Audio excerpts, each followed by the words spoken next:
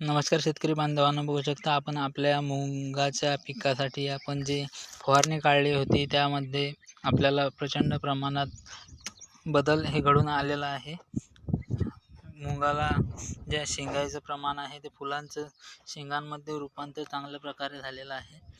आणि तसेच सांगायचं म्हटलं तर आपला पूर्ण प्लॉट व्यवस्थितरित्या सजलेला आहे, परंतु हे पाण्याच्या प्रमाण व्यवस्थित असून सुद्धा वातावरणाचा जे तापमान आहे जे अत्यंत तपत असल्यामुळे आपल्या ज्या पिकामध्ये जो उत्पन्न आहे त्यामध्ये 1-2 पोत्याची घट ही राहण्याची शक्यता आहे. कारण की पाण्याचा प्रभाव असून सुद्धा उन्हाच्या तापमानामुळे जे दुऱ्याकाठचे जे कमी पाणी पडून सुद्धा त्यामध्ये असे वेगवेगळ्या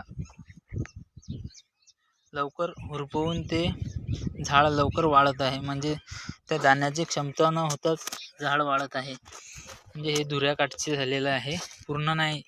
आतमधले जे शेत आहे ते बघता बघता अशा पद्धतीने बहरलं आहे की आपणाचा लावण्याचा उद्देश हाच आहे की आपल्याला पिकामध्ये उत्पन्न मिळायला हवे, नाहीतर एवढा खर्च आपण करतो आणि तो व्यर्थ जाते. परंतु आपलं तसं काही झालेलं नाही आहे. पूर्ण शेत बहरलेलं आहे. काही काठाचे जे धुऱ्याच्या जवळजवळची जे जागा आहे तेच फक्त आपली थोडी जळालेली आहे. बाकी तुम्ही बघू शकता कशा पद्धतीने आपल्या शेंगा भरलेल्या आहेत आणि कशा पद्धतीने मूग हा सजलेला आहे. शेंग पण चांगली जाड आहे, बघू शकता. केडीएम ही व्हेरायटी आपण लावलेली होती.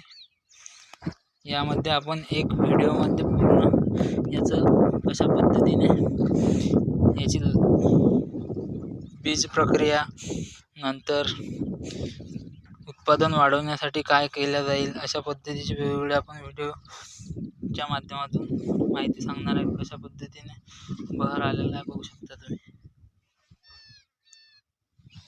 हे नाही आपण कुठं पण फिरलो तरी त्याच पद्धतीचा दिसणार आहे तुम्हाला, बघू शकता.